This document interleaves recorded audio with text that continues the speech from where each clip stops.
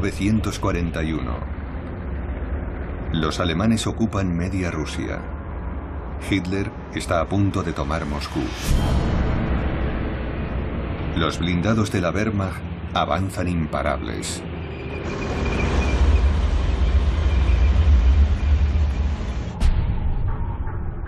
Moscú.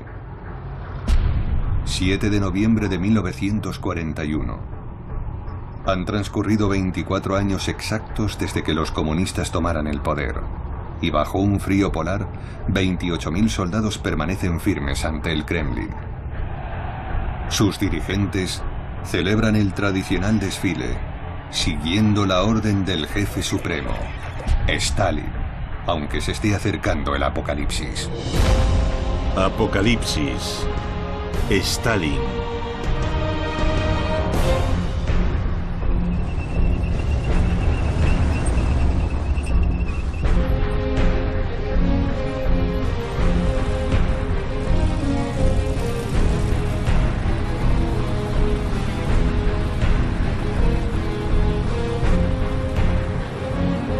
La joven Margarita Pogreviskaya sonríe entusiasmada. Mi amado Moscú, mi patria invencible. El 7 de noviembre es la mejor fecha del calendario. Y el rojo mi color preferido. El color de la revolución. Y el de la sangre derramada en su nombre. Segunda parte. Rojo. Sobre el mausoleo de Lenin, Stalin pronuncia su discurso. Camaradas del Ejército Rojo y de la Marina, comisarios políticos y partisanos, el mundo entero cuenta con vosotros para destruir a los invasores alemanes. Sobre vuestros hombros recae la gran lucha por la liberación. Incluso se atreve a glosar las glorias del zarismo. Que el valeroso espíritu de nuestros antepasados nos inspire en esta guerra. Y añade: los que comparan a Hitler con Napoleón deberían acordarse de cómo acabó Napoleón. Hitler no concibe semejante destino. Es cierto que la guerra relámpago que debía poner a Stalin fuera de combate en pocas semanas ha ralentizado su avance. Pero Alemania aún dispone de recursos considerables. Un último esfuerzo y Moscú será conquistada. El Führer proclama: soldados del Frente Oriental, hoy comienza la batalla decisiva. Vamos a aniquilar el peligro más terrible desde los hunos y los mongoles. Moscú contiene la respiración. Stalin se niega a abandonar la ciudad y ordena a la población cavar trincheras antiblindados.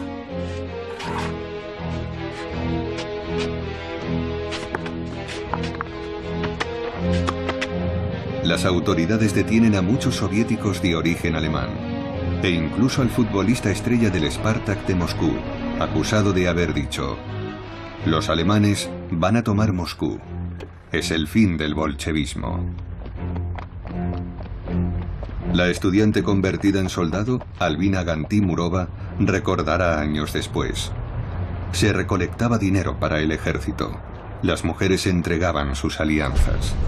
En Berlín, las alemanas donan sus abrigos de pieles. En el frente de Moscú, un terrible enemigo martiriza a los alemanes. Un frío atroz de hasta 35 grados bajo cero que quiebra el acero de los blindados. Solidifica los neumáticos de los camiones, congela la grasa de las armas y mata a los caballos.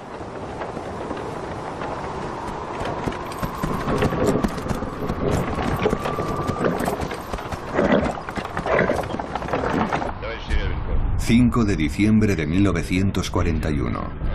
Stalin y el general Zhukov se reúnen con su Estado Mayor, la Stavka, y organizan una potente contraofensiva para proteger Moscú. 1 millón de soldados soviéticos se ponen en marcha. Albina Gantimurova, convertida en sargento jefe, describe la Orden 227. Prohíbe dar un solo paso atrás. Si lo haces, te fusilan.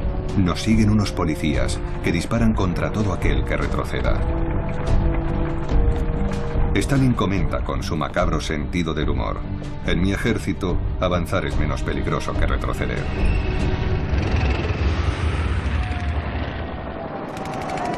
La camillera Nadia Anisimova relata: no tengo miedo a morir, sin duda a causa de mi juventud. La muerte está siempre cerca. Oigo gritar a un herido y aunque me ordenan, no vayas, te van a matar, yo me arrastro y consigo traerlo vivo. El comandante pretende castigarme por indisciplina, pero su segundo propone condecorarme. Con 19 años tengo la medalla al valor y el pelo encanecido. Vuelvo a casa con los 2 pulmones perforados y una bala en las vértebras que me mantiene paralizada. Mi madre y mi hermana me comentan que les habían notificado mi muerte. En el frente, otras mujeres siguen combatiendo.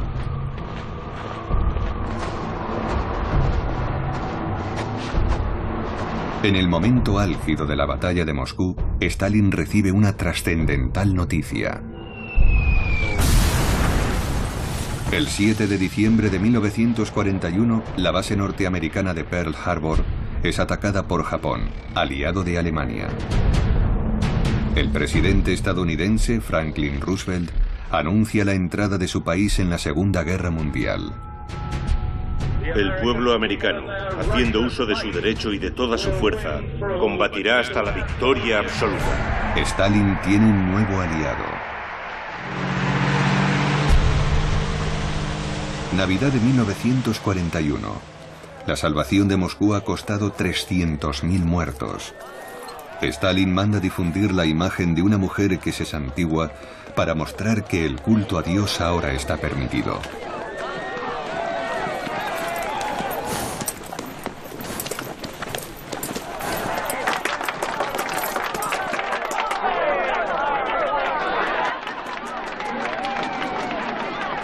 Stalin ha obligado a Hitler a retroceder 200 kilómetros. Pero el Führer no se da por vencido. Ha sido bloqueado por el Ejército Rojo en el norte y el centro de la Unión Soviética.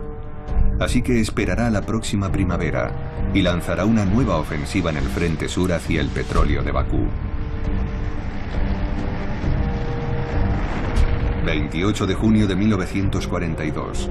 Los alemanes se lanzan al ataque y avanzan 300 kilómetros en tan solo un mes.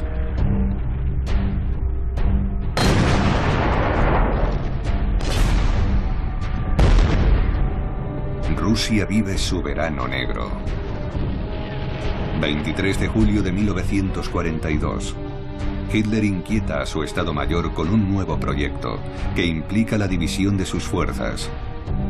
El general Paulus, comandante del Sexto Ejército en la Unión Soviética, debe dirigirse a Stalingrado. Esta ciudad, que lleva el nombre de Stalin, es un objetivo simbólico y a la vez estratégico, ya que permitirá atacar Moscú por la retaguardia. Los carros alemanes ponen rumbo a Stalingrado.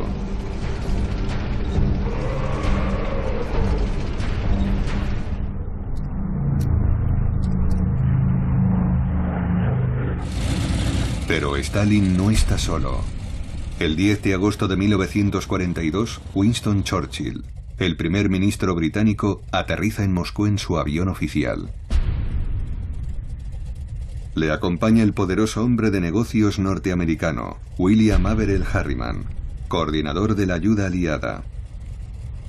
Una ayuda decisiva compuesta por 15.000 aviones, 140.000 camiones y millones de toneladas de combustible, víveres y equipamiento. Molotov, el ministro de Asuntos Exteriores de Stalin, manda tocar la Internacional, el himno soviético en aquel entonces.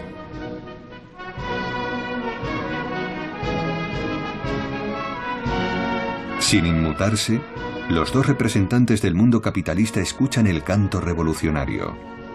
Churchill comentará después: si Hitler atacara el infierno, me aliaría con el diablo. El británico escribirá en sus memorias: pensaba en la misión que me traía al siniestro Estado bolchevique. Desde su nacimiento me había esforzado en sofocarlo, al considerarlo el enemigo mortal de la libertad y la civilización.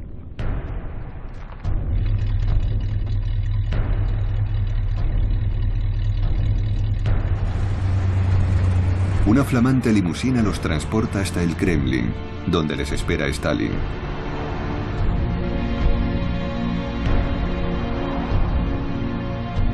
Allí todos son sonrisas. Los norteamericanos y los británicos saben que necesitan a Stalin y su ejército. Solo el sacrificio de millones de soldados rusos permitirá derrotar a la bestia nazi. Stalin reclama además la urgente apertura de un segundo frente, es decir, un desembarco aliado en la costa occidental que divida las fuerzas alemanas. Hitler se muestra preocupado ante un posible desembarco.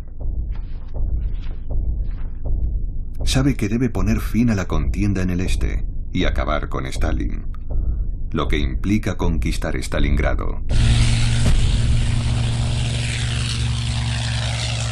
Los Stukas, los bombarderos en picado alemanes, inician la destrucción de la que fue ciudad modelo de la URSS.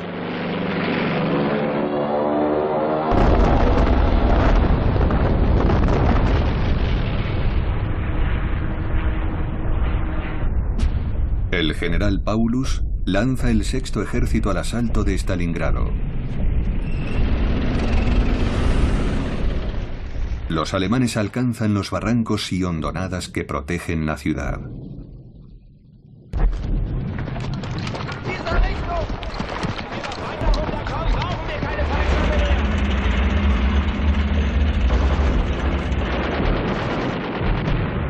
Los rusos oponen una férrea resistencia.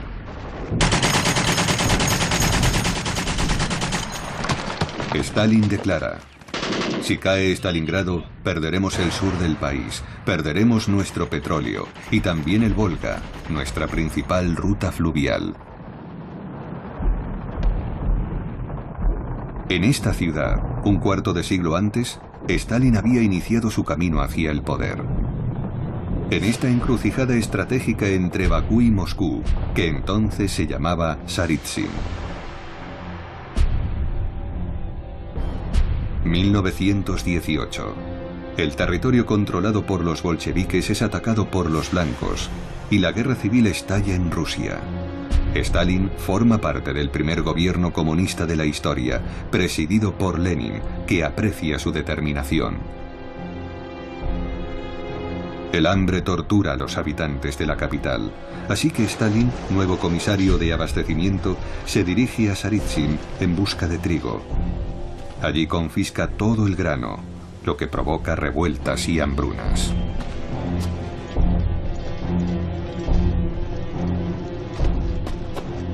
Lenin le ordena también que vigile muy de cerca al poderoso comisario del pueblo para asuntos militares, León Trotsky, que está adquiriendo demasiada autonomía.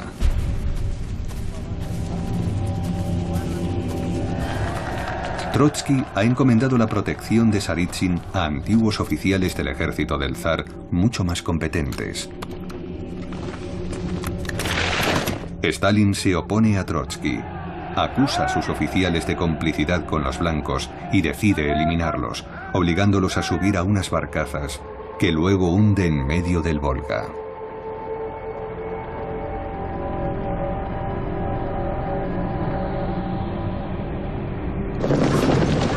Stalin toma el mando, arrasa, fusila y extiende el terror. Se entromete torpemente en asuntos de estrategia, pero Trotsky, con la misma violencia pero mayor habilidad, restablece la situación.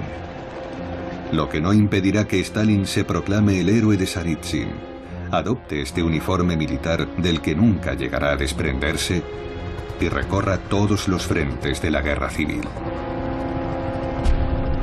1919. Los rojos se enfrentan a franceses, norteamericanos, británicos y japoneses, que acuden al rescate de los blancos. pero tras la hecatombe de la Gran Guerra, la ayuda de los aliados es limitada. Su único objetivo es frenar el contagio comunista. Saben que León Trotsky quiere exportar la revolución, extender la sublevación obrera por toda Europa. Trotsky ataca a la recién independizada Polonia. Los polacos, con el apoyo de los franceses, frenan el asalto rojo. Stalin es enviado como refuerzo, pero niega su apoyo a Trotsky, y 40.000 soldados bolcheviques son capturados.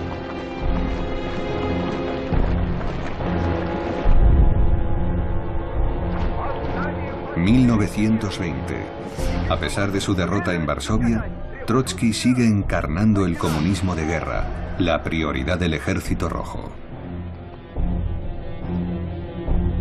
Trotsky logra alejar a Stalin de los asuntos militares, pero este continúa en el gobierno.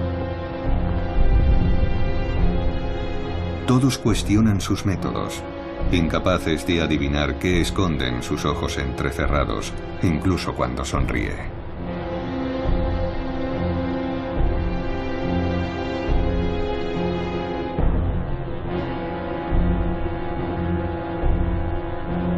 Con la ayuda de sus cómplices georgianos, Stalin reprime a los separatistas con mano de hierro, como anteriormente lo hizo en Bakú. Los comunistas locales celebran el fin de su independencia bajo los compases de la Internacional, que acompañan con el tar, un instrumento popular del Cáucaso.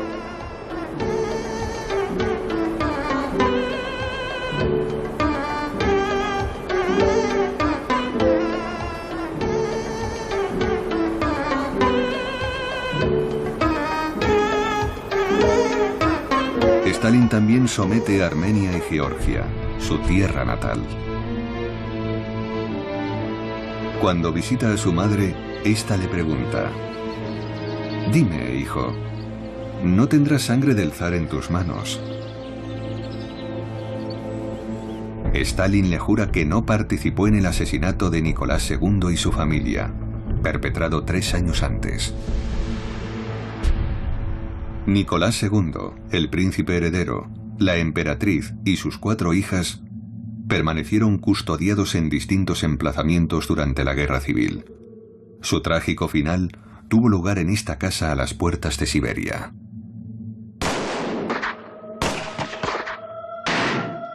Pero ¿quién ordenó su muerte? ¿Quién da las órdenes en este régimen? ¿Lenin, el fundador y guía supremo? ¿El Consejo de los Comisarios del Pueblo? ¿El gobierno, del que es miembro Stalin? ¿O el Politburó, al que también pertenece Stalin? Todas las órdenes emanan del Partido Comunista, el partido que encumbra a Stalin y aumenta el poder de los burócratas.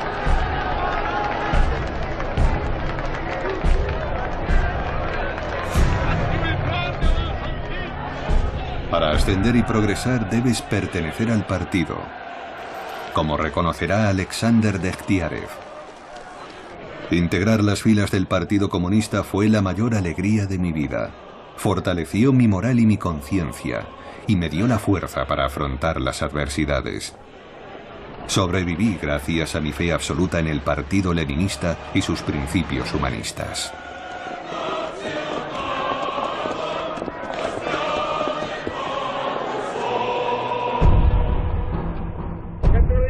Principios humanistas como la paranoia de Lenin, de Stalin y los bolcheviques son el germen de una vasta purga en el seno del partido. 220.000 miembros son expulsados. La Checa, la policía secreta, persigue cada vez con más ahínco a los enemigos del pueblo. Su fundador, Félix Dzerzhinsky, siempre acompañado por sus matones, es un amigo cercano de Stalin. Trotsky relatará en su diario cómo oyó a Stalin decirle a Dzerzhinsky: «No conozco mayor placer que identificar al enemigo, preparar el golpe al detalle, saciar tu implacable sed de venganza, y después irte a casa a dormir. Boris Bajanov, el secretario personal de Stalin, relatará en uno de sus escritos: en una sesión del Comité Central, Trotsky se dirigió al grupo de Stalin en estos términos: os fusilaremos a todos. Vosotros también querríais fusilarnos, pero no os atrevéis. Nosotros sí nos atreveremos. Pero ¿quién fusilará a quién? Para Stalin, el enfrentamiento es iniciado por Trotsky cuando, tras la victoria en el Volga, escribe a Lenin: considero la manera en que Stalin se ha apropiado de todo lo ocurrido en Saritsyn como una herida peligrosa.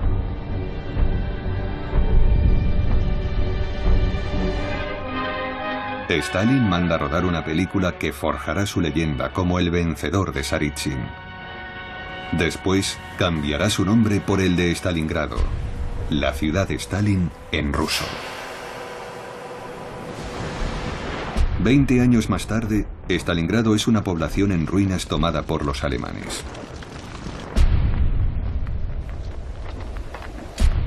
15 de octubre de 1942.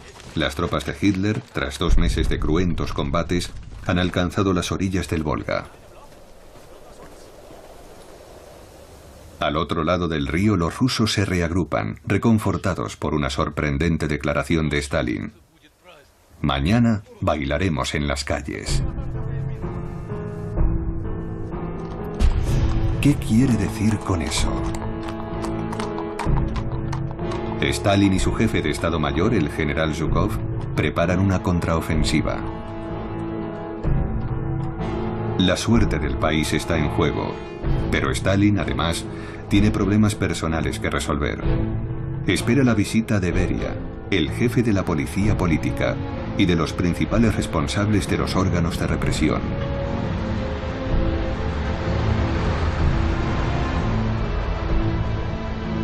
Stalin les ha pedido que investiguen la carta de un famoso cineasta, Román Carmen, que afirma que su esposa, la actriz Nina Orlova, mantiene una relación con Vasily, de 21 años, hijo de Stalin y piloto de caza del 32 Regimiento Aéreo de la Guardia.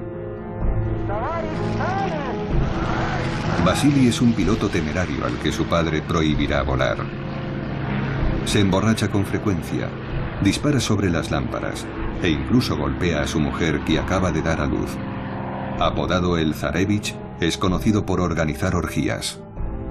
La carta también relata que la hermana de Vasily, Svetlana, de 16 años, fue sorprendida en brazos de Alexei Kapler, un conocido guionista de 38 años. Stalin no concibe que su única hija esté con un hombre 20 años mayor que ella, pese a que él mantenía la misma diferencia de edad con Nadia, la madre de Svetlana, fallecida en 1932 oficialmente de un ataque de apendicitis. Svetlana siempre ha sido la niña de sus ojos. Durante su infancia ha sido mimada por hombres de apariencia apacible, como el tío Beria, el temido jefe de la policía política, y por el propio tirano, un padre de familia cariñoso y bromista.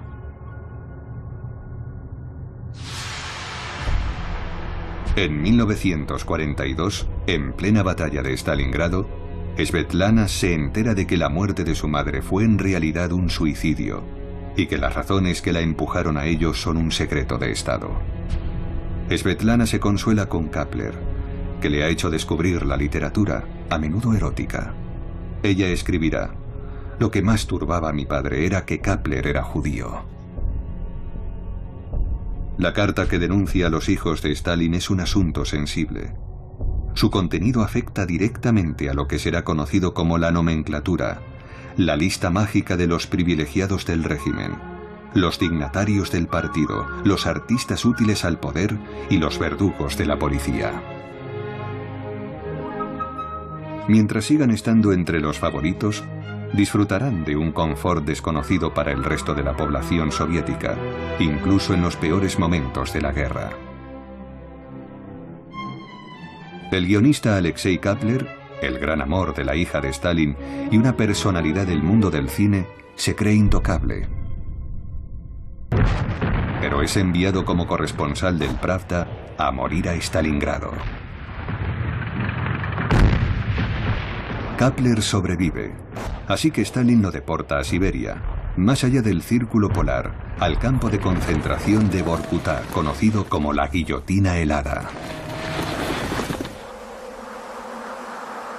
Acusado de mantener vínculos con el extranjero y de ser un espía inglés, es condenado a 5 años en el Gulag. Gulag, iniciales rusas de Administración Principal de los Campos de Trabajo. Lo que el escritor Alexander Solzhenitsyn llamará el archipiélago Gulag. Centenares de campos construidos en la época de Lenin y multiplicados hasta el infinito por Stalin. Mientras la suerte del mundo se juega en Stalingrado, al menos 3 millones de soviéticos se convierten en prisioneros. Muchos de ellos apresados por la policía para cumplir las cuotas fijadas por Stalin y compensar la alta tasa de mortalidad en los campos.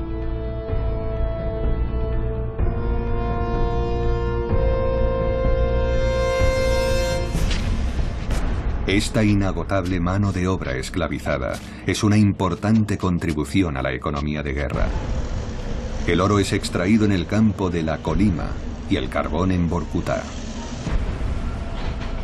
Profesores universitarios, violinistas y sacerdotes bajan a los pozos de este complejo minero o construyen una vía férrea a través de interminables extensiones de nieve.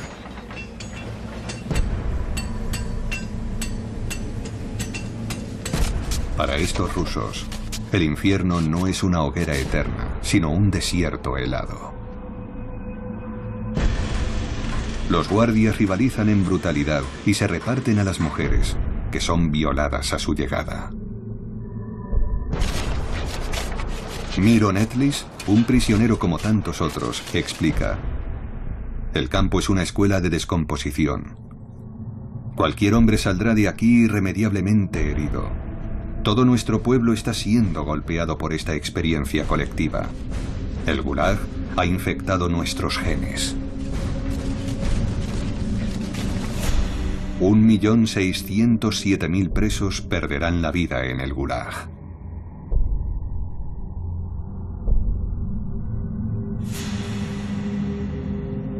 Kapler, el amante de Svetlana, participa en el teatro construido por los deportados para entretener a los administradores del campo.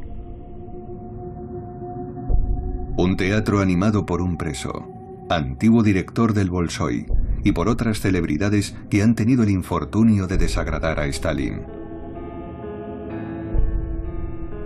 Kapler permanecerá 10 años en Vorkuta, pero Svetlana no le esperará.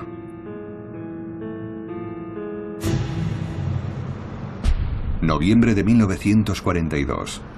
Encerrado en la soledad paranoica del Kremlin, Stalin envejece. La batalla de Stalingrado ocupa su atención 16 horas al día, y cuando se retira a descansar lo hace en un camastro de su despacho. A sus casi 64 años fuma sin parar, y la arterioesclerosis amenaza su vida.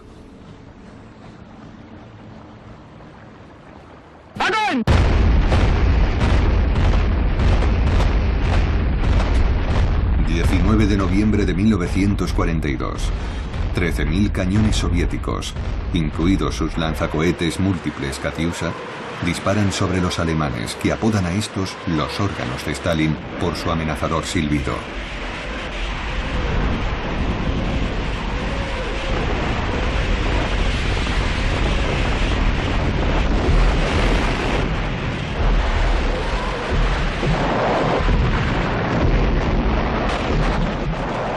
Las tropas del general Zhukov rodean al sexto ejército del general Paulus en las ruinas de Stalingrado.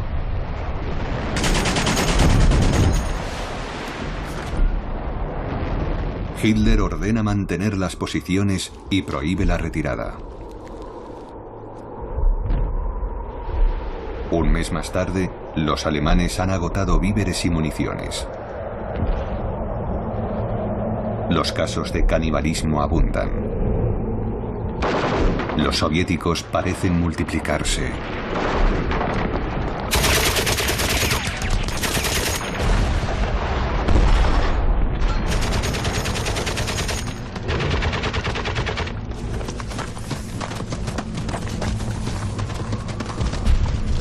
...2 de febrero de 1943... el cineasta Román Carmen, que había alertado a Stalin sobre el comportamiento de sus hijos, tiene el privilegio de filmar la rendición del general Paulus.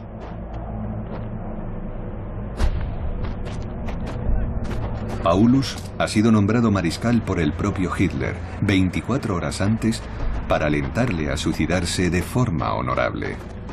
Pero el general declara: no voy a matarme por ese cabo. Para él, Hitler ya no es el Führer, sino un simple soldado de la Primera Guerra Mundial cuya incompetencia les ha conducido al desastre. Cuando comparece ante los soviéticos, Paulus solo siente odio por Hitler.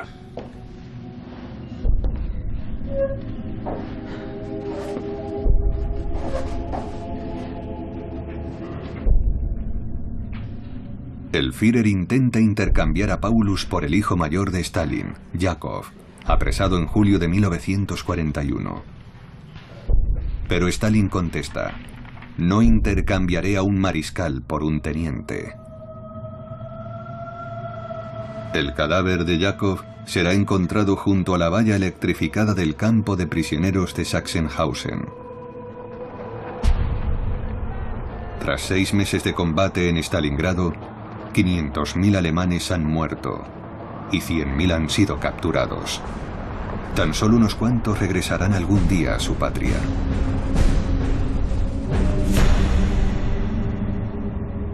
$900.000 soldados soviéticos han perdido la vida y 700.000 han resultado heridos.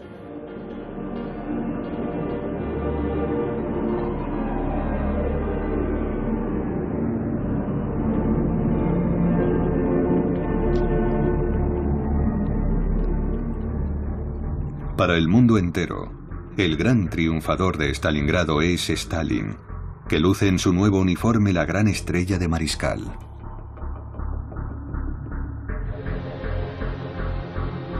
El 29 de marzo de 1943 aparece en la portada de Life, la revista más emblemática de su época. Es su gran consagración. Algo que 20 años antes habría resultado impensable. 1921. Tras 4 años de guerra civil y millones de muertos, emigrados y huérfanos, la hambruna hace estragos. Pero Trotsky sigue triunfando en la Plaza Roja, algo que inquieta a Stalin. El comunismo de guerra ha provocado el hundimiento de la economía. El racionamiento es feroz, salvo para los 20.000 cuadros del partido y la policía, que tienen derecho a 4 kilos de carne y 4 kilos de pescado al mes. Los obreros, que solo reciben 200 gramos de pescado al mes, muchas veces podrido, terminan rebelándose, pese a que el derecho de huelga fue suprimido en diciembre de 1917. Trotsky declara: toda resistencia será superada por esta palabra: fusilamiento. Los 18.000 marinos y oficiales de Kronstadt, la base naval de la antigua capital, Petrogrado, se solidarizan con los obreros en huelga. Su lema es: sí a los soviets, no a los bolcheviques.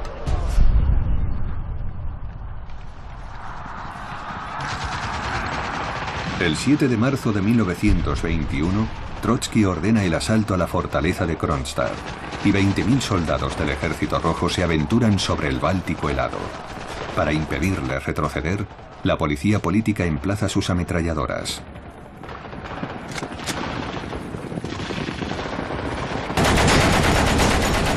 Tras 10 días de cruentos combates, los amotinados, sin víveres ni municiones, se rinden al Ejército Rojo.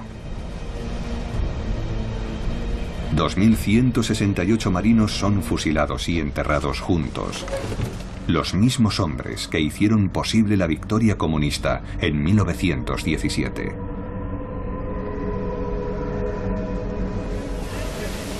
Sin embargo, la revuelta de los marinos obliga a Lenin a recapacitar. Pienso que podemos dar unos pasos atrás, declara, sin destruir la dictadura del proletariado. En marzo de 1921, Lenin instituye la nueva política económica, una liberalización temporal, pero espectacular. Industrias desnacionalizadas, fin de las incautaciones forzadas y del trabajo obligatorio, restablecimiento del derecho hereditario. Los campesinos vuelven a vender libremente sus cosechas y las tiendas se llenan. Moscú vuelve a confiar en el futuro y a festejar el presente. Pero los bolcheviques necesitan dinero. El 19 de marzo de 1922, Lenin envía al Politburó la orden siguiente. Debemos confiscar los bienes de la Iglesia. Debemos combatir al clero de la manera más firme y aplastar su resistencia con enorme crueldad para que no lo olvide durante décadas. Y concluye diciendo: la violencia es la verdad de la política. Los acontecimientos se precipitan en el Kremlin. Algunos dirigentes llegan en Rolls-Royce. 3 de abril de 1922. Stalin, al que llaman el mejor discípulo de Lenin, se convierte en el poderoso secretario general del Partido Comunista, pero sigue mostrando su respeto a Lenin. Molotov, el segundo secretario, comenta: me preguntan quién es más duro, Lenin o Stalin. Y yo contesto que Lenin. Él fue quien nos formó a todos.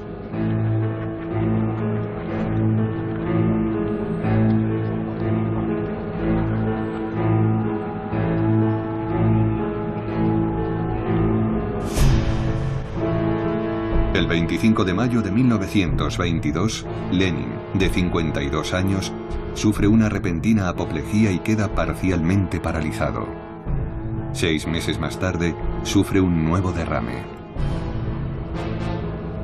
El Comité Central del partido pide a Stalin que vele por su líder. Stalin lo aísla y prohíbe a su entorno que escriba nada bajo su dictado.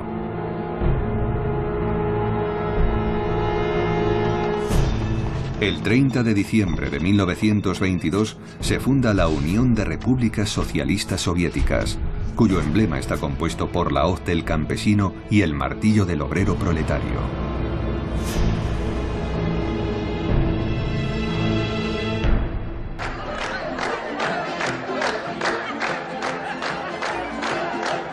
Este grandioso anuncio y el fin de la guerra civil dejan entrever una pequeña esperanza. Pero el terror gobierna las calles.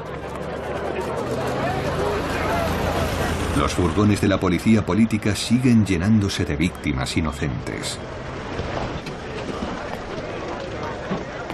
En 1923, el comisario del pueblo de justicia, Isaac Steinberg, huye a Alemania. En una ocasión había preguntado a Lenin: ¿para qué sirve un comisariado de justicia?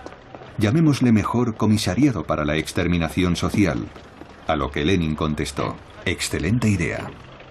Steinberg escribirá: el terror es la vigilancia estrecha, la policía secreta que observa cada gesto, cada acto, cada provocación. El terror lo forman las maneras despreciativas, humillantes y dolorosas utilizadas en los interrogatorios. El terror vive en las prisiones abarrotadas, los desplazamientos de la población, los requerimientos y las confiscaciones sufridas por el pueblo hambriento y exhausto.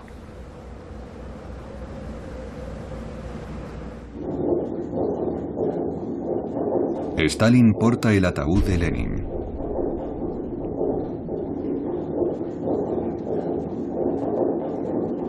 Nadia Krupskaya, su viuda, revela que Lenin consiguió, a pesar de todo, dictar un testamento que detalla su última voluntad. Stalin es demasiado brutal. Propongo a los camaradas estudiar la forma de deponerlo de su puesto de secretario general. Stalin reacciona violentamente y obliga a la viuda a publicar un desmentido en el Pravda. Sus camaradas más fieles, los bolcheviques de las primeras horas, intentarán utilizar este documento para apartar a Stalin, pero todos morirán. El único testamento que Stalin respetará al pie de la letra es el que expresa este dictado fundamental: la depuración sin fin del cuerpo social, formado por el partido, el gobierno y el Politburó. La caza del falso comunista infiltrado en los órganos del partido-Estado. La tarea esencial será deshacerse de los parásitos, de los supervivientes de la maldita sociedad capitalista. Para Stalin, como lo fue para Lenin, mantener limpio el partido exigirá una purga permanente. La lucha contra el enemigo no debe acabar nunca.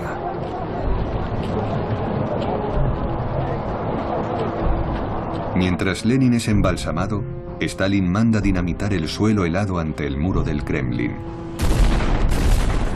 para colocar los cimientos de un mausoleo, primero de madera y luego de granito rojo y mármol negro, con una tribuna desde la que los todopoderosos dirigentes comunistas impondrán sus consignas.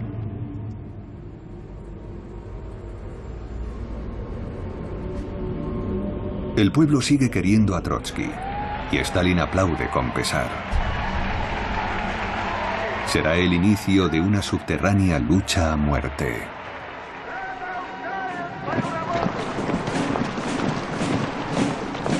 Los veteranos y los komsomols, las juventudes comunistas, desfilan ante la tumba. Desolado, Vasily Nikolaev se lamenta. ¿Cómo puede haber muerto el gran Lenin? Es imposible, es un santo.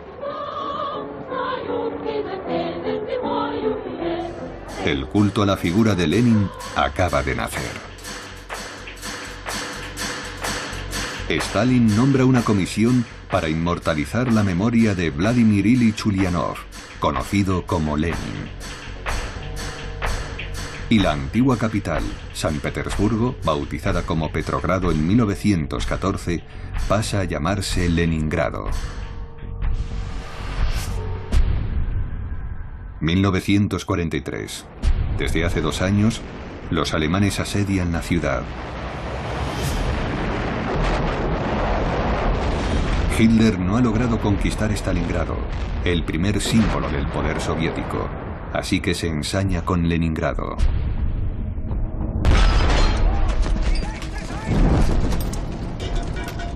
Voy a arrasar la ciudad y a aniquilar a la población, declara. No volverá a levantarse, lo juro solemnemente. Será uno de los asedios más largos y terribles de la historia. 800.000 habitantes morirán de hambre.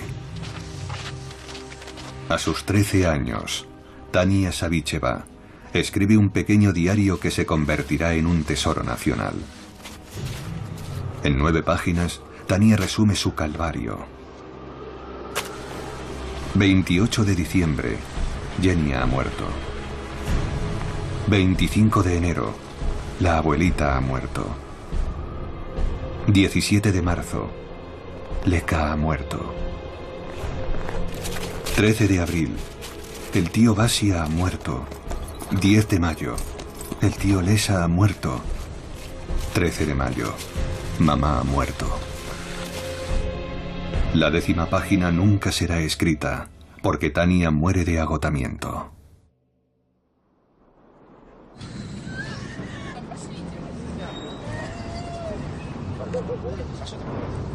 Estas imágenes resumen la historia del sufrimiento y la resistencia del pueblo soviético. ¿Acaso alguien atesora algún recuerdo feliz?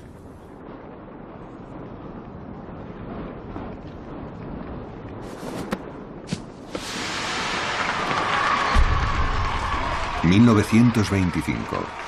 un año en el que los esperanzados moscovitas aclaman a los héroes de la revolución, reunidos alrededor del poderoso Stalin. Junto a él desfilan los primeros bolcheviques: Zinoviev, Kamenev, Voroshilov, general durante la guerra civil, y Bukharin, que desconfía de Stalin.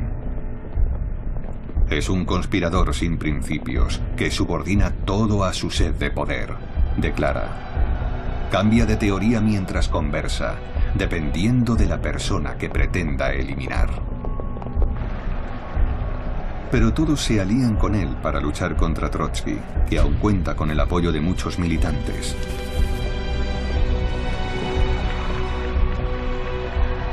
Para suprimir debates y protestas, Stalin reparte carnés del partido entre proletarios y descendientes de proletarios. No tienen instrucción ni formación política, pero siempre le agradecerán haberles permitido entrar en la burocracia. Trotsky pronto es abucheado y poco a poco relegado.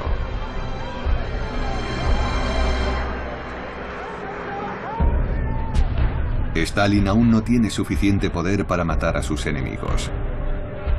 Pero tras 3 años de lucha férrea y de pérfidos complots, consigue que Trotsky sea expulsado del partido. Ahora puede humillarlo e incluso enviarlo al exilio a una lejana república soviética de Asia Central. Allí lo manda filmar rodeado por los guardias, cuyo jefe, con la pistola en el bolsillo, ordena al cámara enfocar al prisionero. Más adelante, conseguirá que el Politburó acuse a este fundador de la URSS de actividades antisoviéticas. Y Trotsky será deportado. 21 de diciembre de 1929. A sus 50 años, Stalin es el amo absoluto de la Unión Soviética.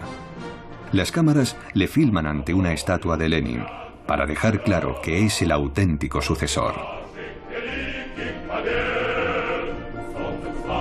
Con la ciega devoción de sus fieles, de la que dependen sus vidas, Stalin puede al fin deshacerse de la nueva política económica y lanzarse a la colectivización.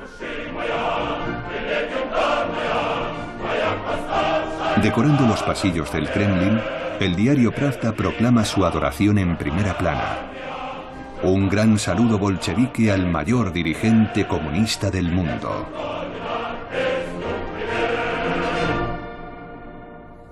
Veinte años más tarde, es uno de los hombres más poderosos del planeta. 25 de noviembre de 1943. Stalin sube a un avión por primera vez y sobrevuela temeroso su Cáucaso natal para asistir a una conferencia en Teherán, entre los principales aliados contra Alemania. El creciente poder de Stalin le ha permitido imponer como lugar de encuentro su embajada en Irán, protegida por un batallón de policías soviéticos y plagada de micrófonos. Su apariencia sorprende a los invitados. Stalin cojea y su brazo atrofiado dificulta su torpe caminar.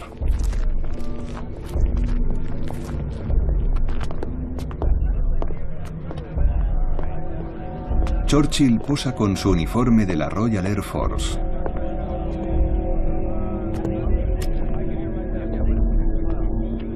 Los acordes de la Internacional, que continúa siendo el himno soviético, han precedido a la ceremonia de apertura. Stalin, que desea controlarlo todo, viene acompañado por 2 de sus viejos cómplices, Molotov, su ministro de Asuntos Exteriores, y el mariscal Voroshilov. En nombre del rey Jorge VI, Churchill ofrece a Stalin una espada con la siguiente inscripción: por el heroico valor de los habitantes de Stalingrado. Voroshilov tarda en recoger la espada de manos de Stalin y ésta cae al suelo.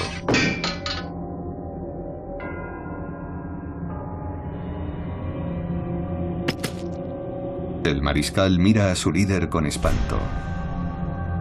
Teme ser reprobado en público. Pero uno de los guardias acude en su ayuda.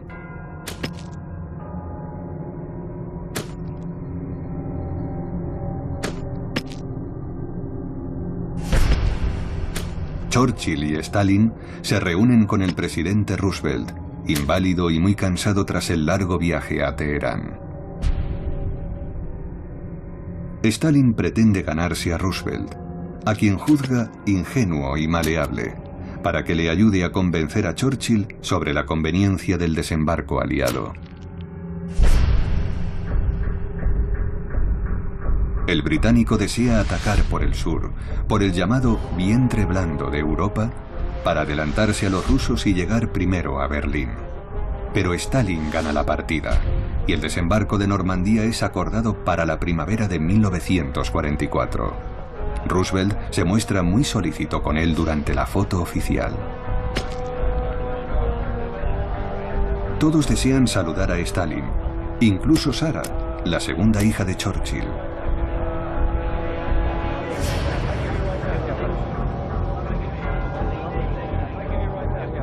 Reina un clima de optimismo. Stalin acaba de derrotar a Hitler en la batalla de Kursk, y cuando Churchill le comenta: Dios está al lado de los aliados, él replica: el diablo está de mi lado. Es un buen comunista. ¿Se convertirá Stalin en el dueño del mundo? Próximo episodio: El amo del mundo.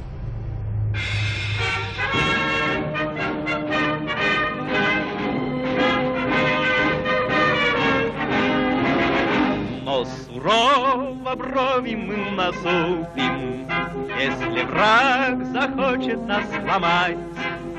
Как невесту родину мы любим, бережем, как ласковую мать.